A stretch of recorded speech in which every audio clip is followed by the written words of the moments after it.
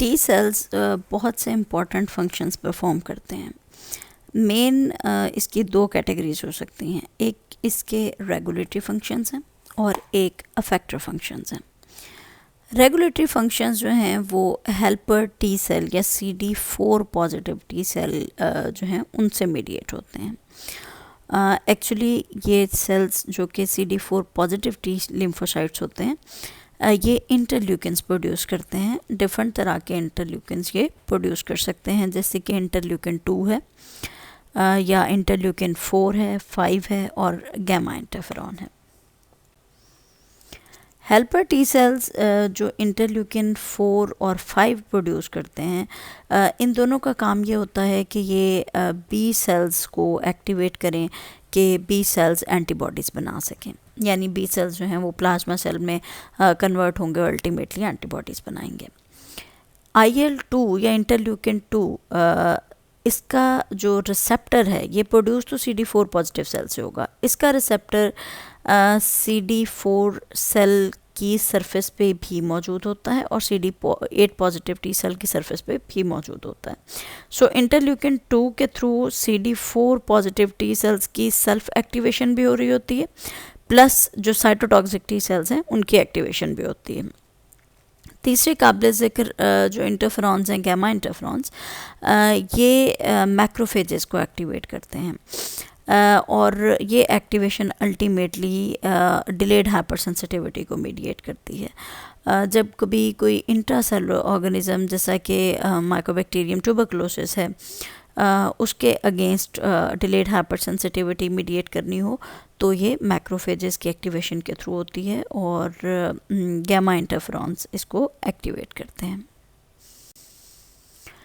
Suppressor T cells जो हैं ये डाउन रेगुलेशन करते हैं इम्यून रिस्पॉन्स की, लेकिन ये किस तरह से काम करते हैं इसके बारे में को बहुत ज़्यादा इनके प्रिसाइज एक्शन के बारे में बहुत ज़्यादा डिटेल मौजूद नहीं है।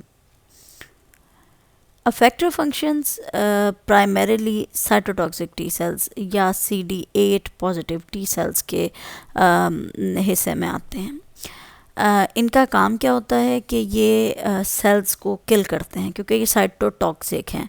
तो ये किस टाइप के सेल्स को किल करेंगे, या तो अगर सेल वायरस इन्फेक्टेड है उसको किल किया जाता है, अगर सेल जो है वो कैंसरस हो चुका है या एलोग्राफ्टिक सेल है then fate of the cell will be death, और वो जो साइटोटॉक्सिसिटी है वो CD8 पॉजिटिव टी सेल्स जो हैं उनके वजह से होती है। थाइमस के आउटर कॉर्टिकल एपिथेलियल के सेल्स, जिन्हें नर्स सेल्स भी कहा जाता है, उनके अंदर टी सेल के प्रोजेनिटर्स की डिफ्रेंसिएशन होती है। टी सेल के प्रोजेनिटर्स यहाँ मौजूद होते हैं और उस पर डिफरेंट थाइमिक हार्मोन्स हैं, जैसे थाइमोसिन्स हैं या थाइमोपाइटिन्स हैं, ये अपना इन्फ्लुएंस करते हैं और अल्टीमेटली जो टी सेल का प्रोजेनिटर है वो टी सेल की डिफरेंट सब पॉपुलेशंस में डिफ्रेंशिएट हो जाते हैं। इन सेल्स पे डिफरेंट किस्म की ग्लाइकोप्रोटीन्स मौजूद होती हैं जो कि इन सेल्स की सरफेस पे मौजूद होती हैं। जैसे क्लस्टर ऑफ डिफरेंशिएशन है तो ये डिफरेंट टाइप के होते हैं, CD3 हो सकते हैं, CD4 हो सकते हैं, CD8 हो सकते हैं। जो टी सेल CD4 पॉजिटिव हों या CD8 पॉजिटिव हों, उन सेल्स की सरफेस पे CD3 प्रोटीन तो मौजूद होती ही है। जैसा कि टी सेल का जो रिसेप्टर है जिसे हम TCR कहते हैं, उसके साथ एसोसिएटेड CD3 प्रोटीन हर टाइप के टी सेल पे मौजूद होगी, whether it is CD4 positive और it is cytotoxic T cell. जो CD3 है ये एक 5 ट्रांसमेम्ब्रेन प्रोटीन्स का कॉम्प्लेक्स है और इसका मेन काम ये होता है कि जो इन्फॉर्मेशन है एंटीजन रिसेप्टर जो है अगर ऑक्यूपाइड है तो उसकी इन्फॉर्मेशन को ये ट्रांसफ़र करेगा from outside to inside of the cell. ये इस इन्फॉर्मेशन को ट्रांसफ़र कर देगा कि एंटीजन का रिसेप्टर जो है वो वेदर इट इज़ ऑक्यूपाइड और नॉट। CD3 ट्रांसमेम्ब्रेन प्रोटीन की एक चेन है जिसे हम जीटा चेन कहते हैं। ये टायरोसिन काइनेज के साथ लिंक्ड होती है और ये टायरोसिन काइनेज जो है इसे फिन कहते हैं। इस एसोसिएशन की वजह से सिग्नल की ट्रांसडक्शन होती है। जो हमने बात की थी कि CD3 जो है ये सिग्नल ट्रांसड्यूस करता है from outside to inside of the cell. तो ये सिग्नल जो है इसमें एक तो जीटा चेन अहम है क्योंकि ये टायरोसिन काइनेज के साथ जुड़ी हुई होती है। दूसरी बात कि ये बहुत से सेकंड मैसेंजर्स भी हैं जो इस ट्रांसमिशन ऑफ सिग्नल के अंदर इन्वॉल्व होते हैं। अब जो मैच्योर टी लिम्फोसाइट होगा वो या तो CD4 उसकी सरफेस पे मौजूद होगा या CD8 मौजूद होगा। ऐसा नहीं होता कि मैच्योर टी सेल की सरफेस पे CD4 भी मौजूद हो और CD8 प्रोटीन भी मौजूद हो। मेनली यही दो कैटेगरीज हैं जिसमें हम टी लिम्फोसाइट्स को डिवाइड करते हैं कि या तो वो CD4 पॉजिटिव होंगे या CD8 पॉजिटिव सेल्स होंगे। CD4 जो है ये एक सिंगल ट्रांसमेम्ब्रेन पॉलीपेप्टाइड है, जबकि जो CD8 है इसकी 2 ट्रांसमेम्ब्रेन पॉलीपेप्टाइड्स हैं जिस पे ये मुश्तमिल होता है। अब 3 इम्पॉर्टेंट हेल्पर फंक्शंस हैं जो कि CD4 positive T lymphocytes perform करते हैं। एक तो ये कि वो बी सेल्स को हेल्प करते हैं कि वो एंटीबॉडी प्रोड्यूसिंग प्लाज्मा सेल्स में डेवलप हो सकें। दूसरा इम्पॉर्टेंट फंक्शन ये होता है कि ये CD8 पॉजिटिव टी सेल्स या साइटोटॉक्सिक टी सेल्स को हेल्प करते हैं कि उनकी एक्टिवेशन हो और वो साइटोटॉक्सिक एक्टिविटी कर सकें। और तीसरा ये मैक्रोफेजेस को अफेक्ट करते हैं फॉर डिलेड हाइपर सेंसिटिविटी, जैसे कि डिफरेंट किस्म के इन्फेक्शंस हैं, जैसे माइकोबैक्टीरियम ट्यूबरकुलोसिस का इन्फेक्शन है या इस टाइप के बाकी इन्फेक्शंस में डिलेड हाइपर सेंसिटिविटी के लिए ये हेल्प करते हैं मैक्रोफेजेस की। ये सारे फंक्शन जो CD4 पॉजिटिव सेल्स कर रहे होते हैं इसकी एक्चुअली CD4 पॉजिटिव सेल्स की 2 सब पॉपुलेशंस हैं जिनकी वजह से ये सारे काम हो रहे होते हैं। एक TH1 टाइप के सेल्स हैं जो कि साइटोटॉक्सिक टी सेल्स को एक्टिवेट करते हैं कि वो इंटरल्यूकिन्स प्रोड्यूस करें, जैसा कि इंटरल्यूकिन 2 है। और इसके अलावा ये डिलेड हाइपर सेंसिटिविटी के रिस्पॉन्स को भी इनिशिएट करते हैं। जो गैमा इंटरफेरॉन है वो मेनली डिलेड हाइपर सेंसिटिविटी के साथ रिलेटेड है, जबकि जो इंटरल्यूकिन 2 है ये बेसिकली जो एक्टिवेशन है हेल्पर टी सेल्स की प्लस साइटोटॉक्सिक टी सेल्स की, ये उसके साथ रिलेटेड है। दूसरी जो इसकी सब पॉपुलेशन है वो TH2 टाइप के सेल्स हैं। वो बी सेल्स को हेल्प करते हैं कि वो अपनी एक्टिवेशन कर सकें, और उसकी रीज़न ये होती है कि उस पर इंटरल्यूकिन 4 और 5 जो है वो अपना इन्फ्लुएंस करते हैं जाके बी सेल्स पे, और बी सेल्स एक्टिवेट होकर प्लाज्मा सेल बनाते हैं और अल्टीमेटली एंटीबॉडीज़ बनाते हैं। अब इसमें एक इम्पॉर्टेंट रेगुलेटर है जो कि TH1 टाइप के सेल और 2 टाइप के सेल्स के दरमियान बैलेंस रखता है, और ये इम्पॉर्टेंट जो रेगुलेटर है ये है इंटरल्यूकिन 12 या IL-12। मैक्रोफेजेस IL-12 को प्रोड्यूस करते हैं।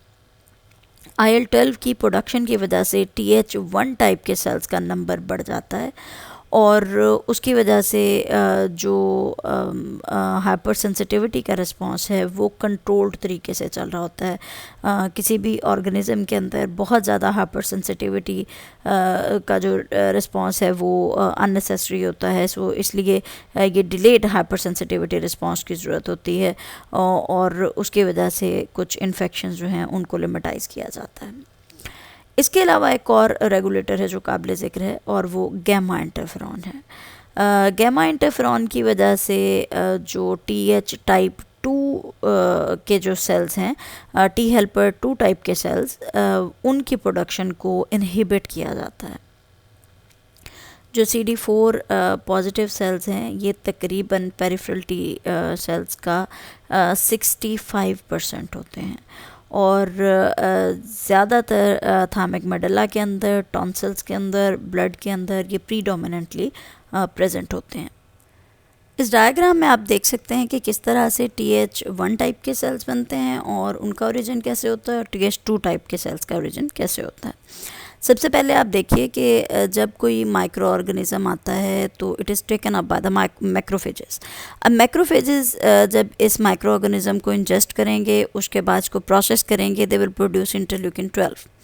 ये इंटरल्यूकिन 12 जाके नाइव हेल्पर टी सेल्स या TH0 सेल्स जो हमारे पास होते हैं, बिल्कुल न्यू होते हैं, अभी वो टाइप 1 या 2 में डिफ्रेंशिएट नहीं हुए, ये उन सेल्स पे अफेक्ट करेगा इंटरल्यूकिन 12।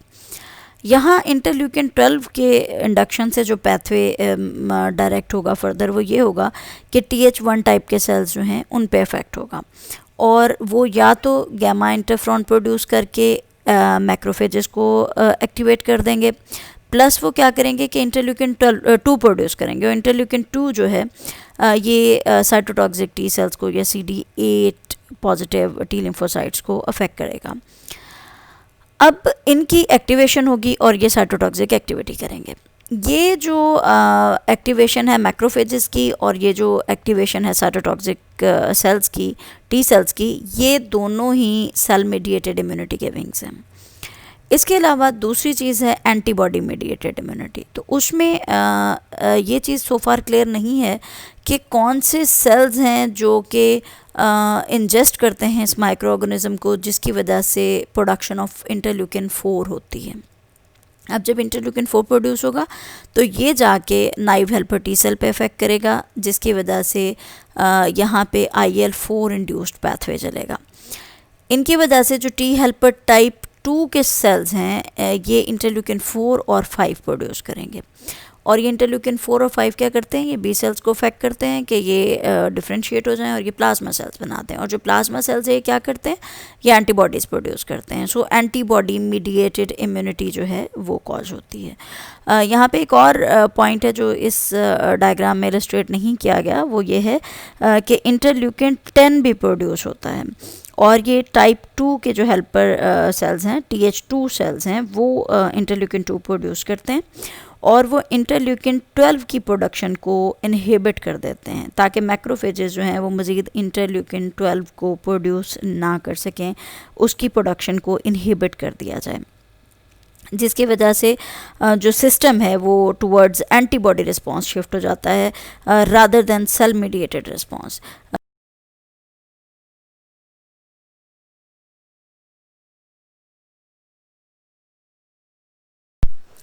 किसी भी माइक्रोब के अगेंस्ट प्रोटेक्टिव इम्यून रिस्पॉन्स के बिल्कुल स्पेसिफिक होने के लिए, उसके अप्रोप्रिएट होने के लिए ये ज़रूरी होता है कि कोई भी एक पॉपुलेशन हेल्पर सेल्स की डोमिनेंटली रिस्पॉन्ड कर रही हो।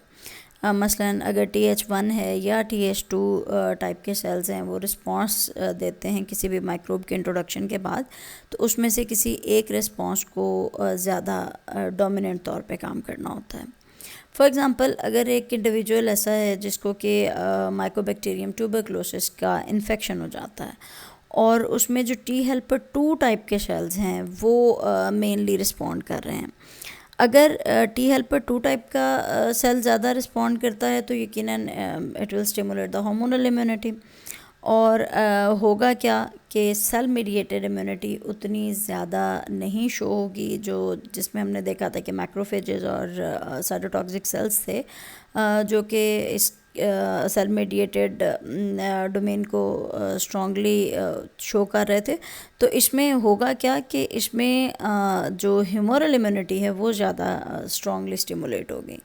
ह्यूमरल इम्यूनिटी ट्यूबरक्लोसिस के केस में बहुत ज़्यादा प्रोटेक्टिव नहीं होती, और अगर ज़्यादा प्रोटेक्शन एंटीबॉडी के रिस्पॉन्स से नहीं आ रही तो क्या होगा कि जो पेशेंट है वो बहुत ज़्यादा सफ़र करेगा, उसे जो ट्यूबरक्लोसिस है वो उसका इन्फेक्शन ज़्यादा स्वेयर उसके अंदर डिज़ीज़ कॉज करेगा। इसी तरह से अगर किसी ऑर्गेनिज़म किसी भी इंडिविजुअल को स्ट्रेप्टोकोकस न्यूमोनिया से इन्फेक्शन हो जाता है, और उसमें टी हेल्पर 1 टाइप के सेल्स जो हैं वो मेन रिस्पोंडेंट्स हैं, तो क्या होगा कि सेल मीडिएटेड इम्यूनिटी ज़्यादा स्ट्रॉन्ग होगी, लेकिन जो ह्यूमरल इम्यूनिटी है वो बहुत ज़्यादा स्टिमुलेट नहीं हो सकेगी, और ऐसे केस में क्या होगा कि जो पेशेंट है वो बहुत ज़्यादा स्वेयर किस्म की न्यूमोकोकल डिजीज़ से सफ़र करेगा। टॉल लाइक रिसेप्टर्स मैक्रोफेजेस की सरफेस पे मौजूद होते हैं। बैक्टीरिया के अंदर मौजूद लिपोप्रोटीन आकर टॉल लाइक रिसेप्टर के साथ इंटरेक्ट करेगी और मैक्रोफेज जो है वो के नतीजे में इंटरल्यूकिन 12 प्रोड्यूस करेगा। इंटरल्यूकिन 12 जो है वो जाके नाइव टी सेल को जो है ड्राइव करता है कि वो डिफ्रेंशिएट करे और वो TH1 टाइप के हेल्पर टी सेल्स बना दें। एक्चुअली ये TH1 टाइप के हेल्पर सेल्स जो हैं ये सेल मीडिएटेड या जो इसकी डिलेड हाइपर सेंसिटिविटी है उसके लिए बहुत ज़्यादा इम्पॉर्टेंट रोल प्ले करते हैं। CD8 लिम्फोसाइट्स जो हैं ये साइटोटॉक्सिसिटी के थ्रू सेल्स को किल करते हैं।